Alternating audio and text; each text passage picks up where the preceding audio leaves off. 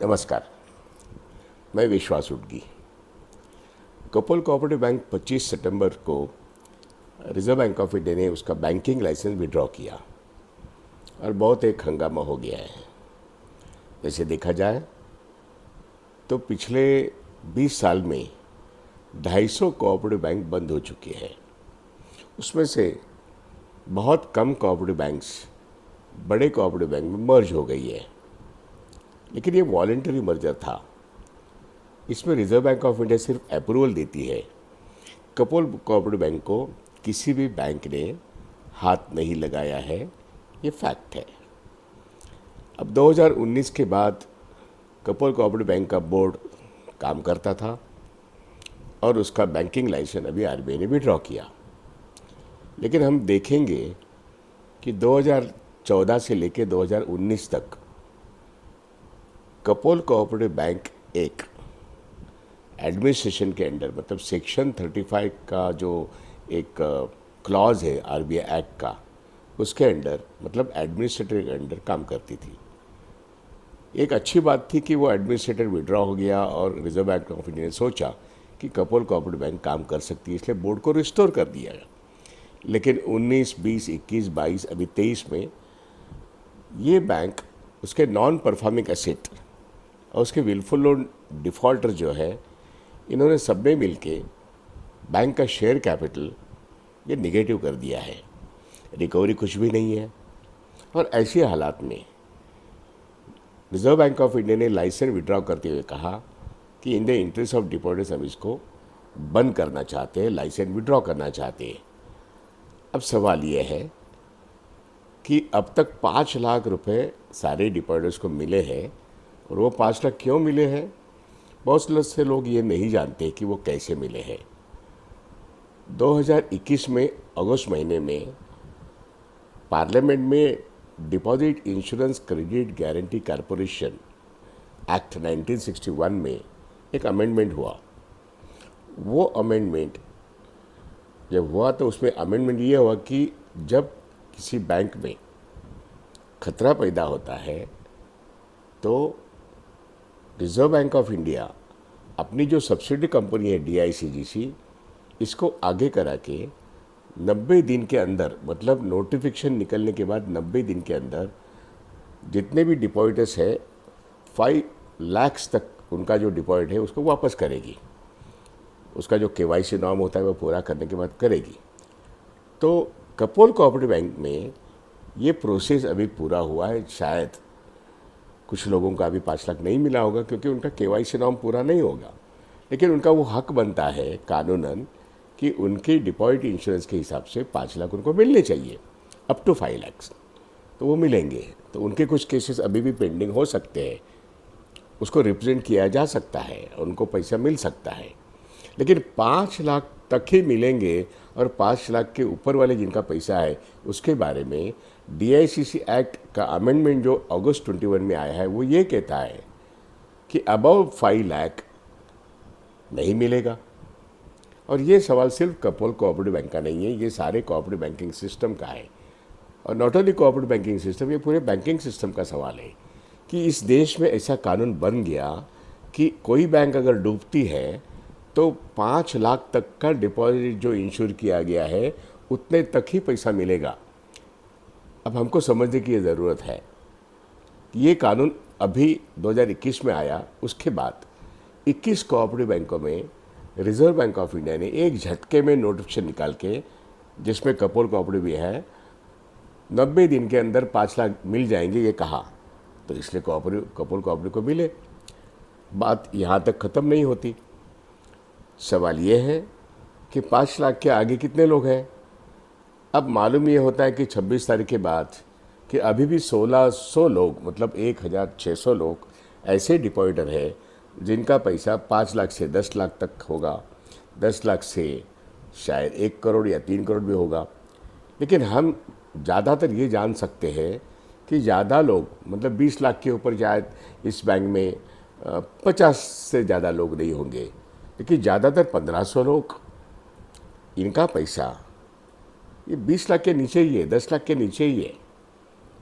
और इनको मालूम नहीं है कि हाउ टू फाइट, हमारा पैसा, मेहनत का पैसा हमें वापस कैसा मिले, इसलिए 19 से लेके अब तक बोर्ड होने के बावजूद कपोल बैंक के बोर्ड ने पर्टिकुलरली जो 5 लाख का नोटिफिकेशन निकला उसके बाद किसी ने कुछ कहा नहीं। इसलिए बहुत सारे लोगों को ये मालूम नहीं कि 5 लाख के ऊपर का पैसा कैसे मिल सकता है। तो ये समझने की ज़रूरत है। ये सवाल सारे कोऑपरेटिव बैंकों के बारे में आज के तारीख में लागू है। मुद्दे की बात यह है कि डीआईसीसी का जो कानून है वो 1961 में बना और उसके बाद एक इंश्योरेंस का मामला तो था, वो पहले 10,000, बाद में 20,000, बाद में 40,000। 1993 में वो 1 लाख हो गया। 1993 से लेके पंजाब महाराष्ट्र बैंक का आंदोलन जब शुरू हुआ तो सरकार ने उस आंदोलन का उग्र रूप देखने के बाद 5 लाख की अनाउंसमेंट की, लेकिन 5 लाख किसको मिले नहीं। 5 लाख मिलने की शुरुआत सीकेपी कोऑपरेटिव बैंक, जो इस देश में कोरोना का लॉकडाउन होने के बाद पहली बैंक जिसका लाइसेंस विड्रॉ किया गया, वो सीकेपी कोऑपरेटिव बैंक। उस वक्त एक रिट पिटिशन व्हाट्सएप ग्रुप से हम लोगों ने फाइल किया और उसको न्यायमूर्ति जामदार जी, न्यायमूर्ति काथावाला जी, ये सिर्फ 2 बेंच उस वक्त काम करते थे, जिसको कहते हैं ऑनलाइन पिटिशन जो अर्जेंटली आते हैं उसको डील करने के लिए। और हमारे एडवोकेट जो भावेश परमार जी है, इन्होंने इसको वहाँ पे ऑनलाइन पेश किया। हालांकि पूरी दुनिया ही बंद थी, भारत भर में सभी बंद था, इसलिए हमारी संगठन का रजिस्ट्रेशन नहीं था। इसलिए कोर्ट ने भी मान लिया, हाँ रजिस्ट्रार नहीं है लेकिन कितने लोग हैं, जो लोग हैं उनको न्याय मिलना चाहिए। तो वो बात उन्होंने, जस्टिस काथावाला ने मेरे ख्याल से अगस्त महीने में एक ऑर्डर निकाला, ओरल ऑर्डर था कि डीआईसीसी अगर 5 लाख अभी देती है तो ये जो केस है ये ओपन कोर्ट में जाएगा, इसलिए हम यहीं पे इसको ख़त्म करते हैं। लेकिन ओपन कोर्ट में जाने के लिए इनको परमिशन मिलेगा, मतलब हम पिटिशनर। तो डीआईसीसी ने कहा हम अभी देंगे, तुरंत देंगे। तो इसलिए अगस्त 2020 में कोरोना के टाइम में ये कोर्ट ऑर्डर जो है हाईकोर्ट का, इसके कारण 5 लाख मिलने की शुरुआत हो गई और करीब करीब मार्च 2021 तक बहुत सारे लोगों को सीकेपी बैंक में पैसा मिला। लेकिन इसका दूसरा एक ऐसा अर्थ होता है, मीनिंग होता है कि भारत सरकार को किसी एक कोऑपरेटिव बैंक में लिक्विडेशन के बाद जो अनलिमिटेड पीरियड के लिए पैसा मिलता ही नहीं है, तो कहीं तक कहीं किसी लिमिटेड पीरियड में पैसा मिलने का इंतज़ाम करे और वो 5 लाख मिले, इसके लिए एक दबाव आ गया। और वो अगस्त 2021, मतलब एग्जैक्टली 1 साल के बाद वो कानून अमेंडमेंट हुआ। और वो कानून अमेंडमेंट होने के बाद 21 कोऑपरेटिव बैंकों में, जिसे मैंने कहा कि 90 दिन के अंदर अंदर वो आपको पैसा मिलेगा, ये नोटिफिकेशन आरबीआई ने निकाला, डीआईसीसी निकाला। और जिस कोऑपरेटिव बैंक में इंश्योरेंस प्रीमियम पूरा फुलफिल हुआ था, वहीं पे वो देना काम शुरू हो गया। सभी बैंकों में आरबीआई के रूल से है, डीआईसीसी के जो रूल्स है, डिपॉजिट्स का पूरा डिपॉजिट का इंश्योरेंस प्रीमियम लिया जाता है, पहले वो वसूल किया जाता है और बाद में जब बैंक डूबती है तो डूबने वाली बैंक उसका जो डिपॉजिटर है उसको ये 5 लाख देते हैं। कोई मेहरबानी नहीं करते, कोई मेहरबानी नहीं करते। इनफैक्ट 1 लाख का 5 लाख हुआ तो सरकार क्रेडिट ले रही है, लेकिन वो गलत है। पूरा पैसा अगर 5 लाख के ऊपर जितना भी है वो देना रिजर्व बैंक ऑफ इंडिया की, डीआईसीसी की कानूनन जिम्मेदारी है। लेकिन वो जिम्मेदारी टालने के लिए इस तरीके का अमेंडमेंट अगस्त 2021 में किया गया और वो अमेंडमेंट डिपॉजिटर्स को न्याय नहीं देता, डिपॉजिटर्स के ऊपर अन्याय कर रहा है। और इसलिए एक आगे की लड़ाई ऐसी बनती है, बैंक रहे या न रहे, लेकिन डिपॉजिटर के पैसे का क्या होगा। डिपॉजिटर के पैसे पे तो बैंकिंग सिस्टम चल रही है, लेकिन डिपॉजिटर को बाद में बैंक डूबती है तो सिर्फ 5 लाख मिलेंगे। ये कौन से देश का न्याय है? कौन से देश में, अमेरिका हो, यूरोप का कोई भी देश हो, यहाँ पे ऐसा तो नहीं है। लेकिन इस देश में एक ऐसा कानून बना है कि हाँ, हम इंश्योरेंस का पैसा देते हैं और आरबीआई खुद के रिपोर्ट में लिखती है कि 85% of the depositors are paid 100%, क्योंकि वो 5 लाख के नीचे है। और यहाँ पे कपोल कोऑपरेटिव बैंक जो अभी लाइसेंस विड्रॉ हुआ, तो आरबीआई नोटिफिकेशन निकाल के बताती है कि 96.9%, 09% इन लोगों को हमने 100% पैसे दिया है और बाकी के लोगों के बारे में बोलेगी नहीं। इसलिए डिपॉजिटर के इंटरेस्ट में हमने इस बैंक को बंद किया, यह आरबीआई के शब्द है। इसलिए हमारी लड़ाई की एक नई शुरुआत होती है, सिर्फ कपोल की नहीं, सारे कोऑपरेटिव बैंकिंग सिस्टम की है या बैंकिंग सिस्टम की है कि मेरा 5 लाख का मेहनत का पैसा, मैं व्यापारी हूँ, मैं वर्कर हूँ, मैं नौकरी करता हूँ, मैं हाउसवाइफ हूँ और कोई हूँ, मेरा पैसा है, वो मेहनत का है। और मेहनत का पैसा आप डीआईसीसी इंश्योरेंस तो पहले उठा लेते बैंक से और मुझे देते वक्त सिर्फ 5 लाख देते। अरे इंश्योरेंस निकालते तो पूरे डिपॉजिट पे निकालते हो ना, फिर देते वक्त सिर्फ 5 लाख क्यों? ये किसी ने कहीं ना कहीं इसको कॉन्टेस्ट करना ज़रूरत है। बैंकों में जो कैश होती है, जो बैंक वाले उनको मालूम है, बैंकों में जो कैश होती है वो कैश जब चोरी होती है या कुछ डाका होता है या कुछ होता है तो उसका कैश इंश्योरेंस होता है, तो वो पैसा बैंक को पूरा का पूरा मिलता है इंश्योरेंस कंपनी की तरफ से। वैसे यहाँ डिपॉजिटर का पैसा बैंक डूबने के बाद पूरा का पूरा क्यों नहीं मिलेगा? मैं खुद एक बैंकर हूँ, बैंक एम्प्लॉय और ऑफिसर्स का नेता 35 साल रह चुका हूँ। हाँ, एक नेशनलाइज बैंक का डायरेक्टर भी रह चुका हूँ। कानून जानता हूँ, बैंकिंग भी जानता हूँ। बड़े कर्जे डूबते हैं तो बैंक डूबती है और सारे कोऑपरेटिव बैंक और सभी बैंक जब खतरे में आते हैं तो बड़े कर्जे डूबते हैं और बैंक का बैलेंस शीट खतरे में आता है। यही बात कपोल कोऑपरेटिव बैंक में हुई है। अब सवाल ये है कि हमारा 25 सितंबर के बाद पैसा वापस कैसे आए। मैं आपको ये कहना चाहता हूँ, bank depositors protection and welfare society, ये संगठन, हमने सीकेपी कोऑपरेटिव बैंक का अनुभव, जो कोरोना के वक्त हमारा रजिस्ट्रेशन नहीं था, फिर हमने रजिस्टर किया, हमको एडवाइस मिला कि भाई आपका पहले तो ठीक है, कोर्ट ने अलाउ किया, अब नहीं करेगा, इसलिए रजिस्टर करके फिर हमारे पास जो लोग आए उसमें कपोल कोऑपरेटिव बैंक के कुछ लोग आए। उन्होंने कहा शुरू तो करो, इसलिए हमने शुरू किया। मार्च 2022 में हमने सिटी कोऑपरेटिव बैंक या आपकी कपोल कोऑपरेटिव बैंक, करनाड़ा अर्बन सहकारी बैंक पनवेल और एक बाबाजी दाते महिला सहकारी बैंक यवतमाल, इन बैंकों के बारे में हमने एक कोर्ट केस की। हर बैंक की केस अलग अलग है, कोई 21 में है, कोई 22 में है, कोई मार्च में है, कोई मई में है। जैसे लोग आते गए वैसे केस करते गए। लेकिन सवाल ये है, आखिर ये सारे केस तब से लेके अब तक वो लिस्टेड तो होते हैं लेकिन हियरिंग नहीं होती। 4 बेंच आके निकल गए, लेकिन अभी जो बेंच है वो बेंच न्यायमूर्ति गौतम पटेल साहब का है। उन्होंने ये पूछा है कि आगे की डेट आएगी, संभावना ये है कि 2nd वीक ऑफ अक्टूबर के बाद ये डेट आएगी। जब वो आएगी तो कोर्ट के सामने एक कुल मिला के कितने डिपॉजिटर्स है कपोल बैंक के, इसकी लिस्ट तो देनी पड़ेगी, क्योंकि हम बैंक डिपॉजिटर्स प्रोटेक्शन और वेलफेयर सोसाइटी एक रजिस्टर्ड संस्था है और हमने केस की है कि डिपॉजिटर का पैसा डीआईसीसी एक्ट क्लॉज 16 के तहत पूरा मिलना चाहिए। क्लॉज 17 कहता है 5 लाख मिलेंगे। तो ये कॉन्ट्ररी क्लॉज है, ये एक दूसरे से एक कॉन्ट्ररी है। और डिपॉजिटर के ग्रुप में 5 लाख के ऊपर और 5 लाख के नीचे ये डिवीजन है, ये इक्विटी और जस्टिस की बात नहीं है, ये कॉन्ट्ररी बात है। तो कहीं ना कहीं ये जो इनजस्टिस की बात डिपॉजिटर पर है, इसको कॉन्टेस्ट करने की ज़रूरत है। और ये अगस्त 21 में अमेंड हुआ है, 61 का कानून है। वो स्कीम पहले 1 लाख की थी, तब जो बैंक डूबते थे उसको हम लोगों ने पिछले 20-25 साल में मर्ज करवाया है। एक ताकत थी, लेकिन 2015 के बाद कोऑपरेटिव बैंकों को, छोटे हो या बड़े हो, कोई बड़ी कोऑपरेटिव बैंक लेती नहीं है। इसलिए 1 या 2 कोऑपरेटिव बैंक यहाँ वहाँ मर्ज होते हैं, बाकी किसी कोऑपरेटिव बैंक को, अभी कपोल को कोई हाथ नहीं लगा रहा है। अब सवाल यह है, इसका लिक्विडेशन अनाउंस हो गया, डिपॉजिटर के पैसे का क्या होगा?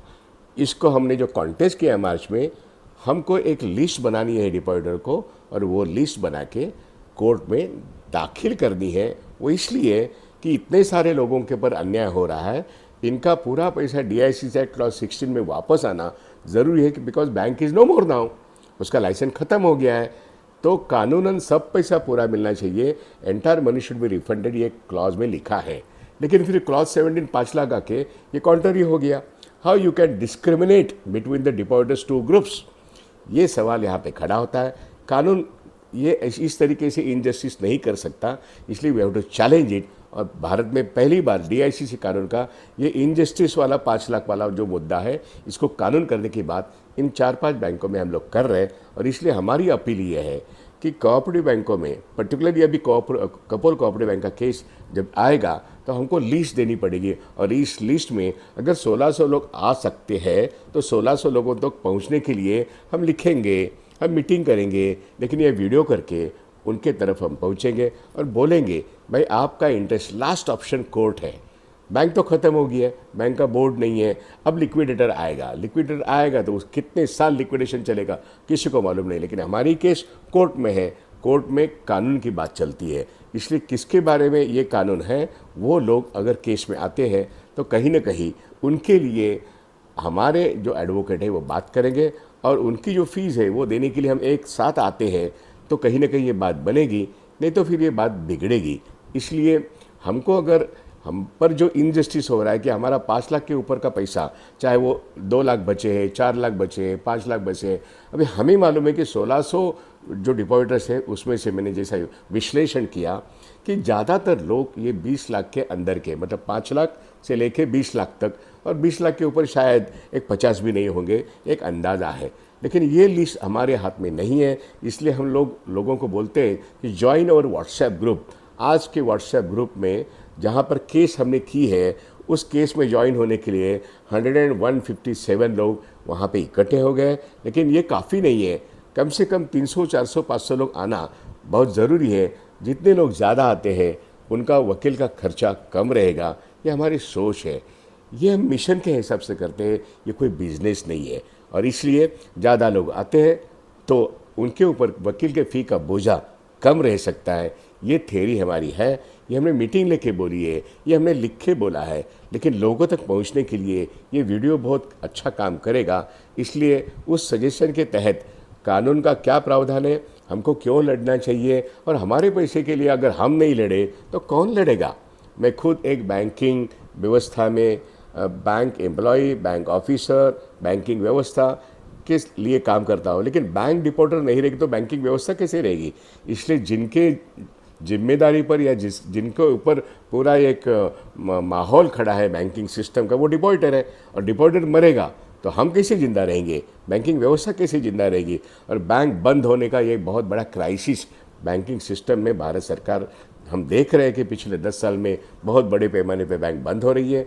इसके लिए नीति कारण है, वो आरबीआई की, वो डीआईसीसी की, वो भारत सरकार की नीति है। हाँ, हमारा कोऑपरेटिव डिपार्टमेंट भी कुछ अच्छा काम नहीं कर रहा है, इसलिए हमारी लड़ाई, हम जो पिटीशन करते हैं वो पिटीशन आरबीआई के खिलाफ, वो पिटीशन डीआईसीसी के खिलाफ, वो पिटीशन यूनियन ऑफ इंडिया के खिलाफ, वो पिटीशन कोऑपरेटिव सोसाइटीज़ का जो एक्ट है उसके तहत जो कोऑपरेटिव डिपार्टमेंट है महाराष्ट्र सरकार का और सेंट्रल गवर्नमेंट का, ये भी हमारे रिस्पोंडेंट्स है और हम पिटिशनर हैं। लेकिन हम पिटिशनर्स किसकी तरफ से है, कपोल बैंक के, कोऑपरेटिव बैंक के डिपॉजिटर्स की तरफ से। कितने डिपॉजिटर, अभी तो ग्रुप में हम लोगों से कंसेंट मांग रहे हैं।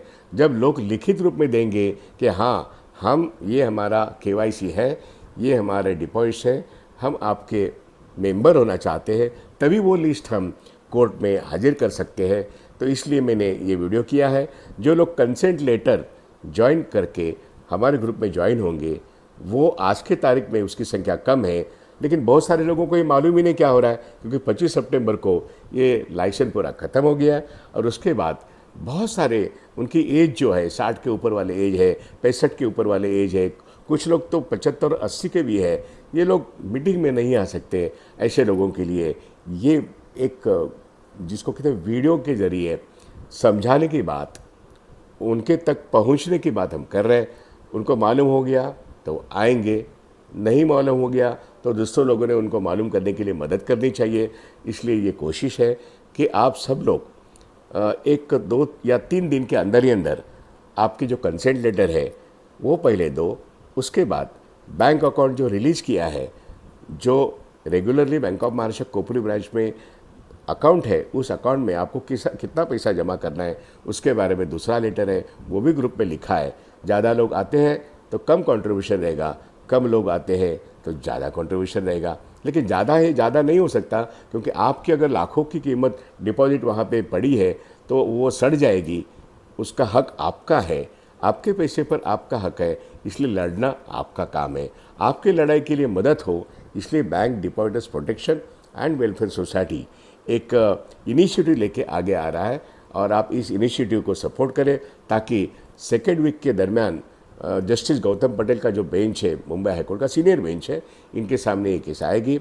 हमारे जो एडवोकेट है वो कॉम्पिटेंट है, और हम आपसे इतना ही निवेदन करेंगे कि 2 या 3 दिन में आप सब लोगों का एक कंसेंट लेटर, जिसका फॉर्मेट कपोल बैंक डिपॉजिटर्स केस, ये जो व्हाट्सएप ग्रुप है इसमें डाला है, बैंक अकाउंट और लेटर सभी उसी में डाला है। आपको ज़रूरत है कि आप वहाँ पे ज्वाइन हो जाओ और समझने की कोशिश करो। मैं मेरा फ़ोन नंबर आपके लिए नोट करता हूँ। वो मेरा फ़ोन नंबर जो है वो व्हाट्सएप है। जिन लोगों को मुझसे बात करनी है वो मुझसे ज़रूर बात करें। मेरा मोबाइल नंबर है 9820147897। मैं रिपीट करता हूँ, 9820147897। इस जो bank depositors protection and welfare society का दफ्तर रजिस्टर्ड ऑफिस थाना में है, और मैं इस सोसाइटी का सेक्रेटरी हूँ। हमारी सोसाइटी के कुल मिला के 7 पदाधिकारी मतलब ऑफिस बेरर्स है, और 14 लोगों की कमेटी है। ये संस्था है, ये संगठन है, और इसलिए मैं आप लोगों से अपील करता हूँ इस वीडियो के माध्यम से कि कपोल बैंक के जो डिपॉजिटर्स है करीब करीब 1600 है, लेकिन उनको मालूम नहीं कि ऐसी एक केस है। इस केस में जुड़ना बहुत ज़रूरी है। आप इस केस में जुड़े, और 2 या 3 दिन में आपको जुड़ना बहुत ज़रूरी है, क्योंकि कभी भी केस आ सकती है। तैयारी करनी पड़ती है वकीलों को और हमको भी। तो ये हमारा होमवर्क करने के लिए आप कंसेंट लेटर दीजिए। जितने कंसेंट लेटर आते हैं तो उसके बाद हम कहेंगे कि आप इतना पैसा जमा करो, वो आप जमा कीजिए। मैं यहीं पे रुकता हूँ। धन्यवाद। हमारे पैसे के लिए हम नहीं लड़ेंगे तो कोई हमारे लिए लड़ेगा नहीं। पूरे भारतवर्ष में सिर्फ बम्बई में, महाराष्ट्र में ये हम काम कर रहे हैं।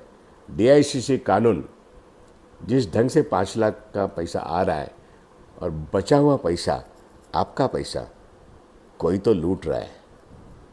वो लूट बाद में हम समझाएंगे, लेकिन आपका पैसा वापस आपको ही मिलने के लिए सिर्फ कोर्ट और कोर्ट का ही ऑर्डर काम कर सकता है, क्योंकि RBI, DICC और भारत सरकार और महाराष्ट्र की कोऑपरेटिव डिपार्टमेंट आपके खिलाफ जो कानून बना रही है वो गलत है।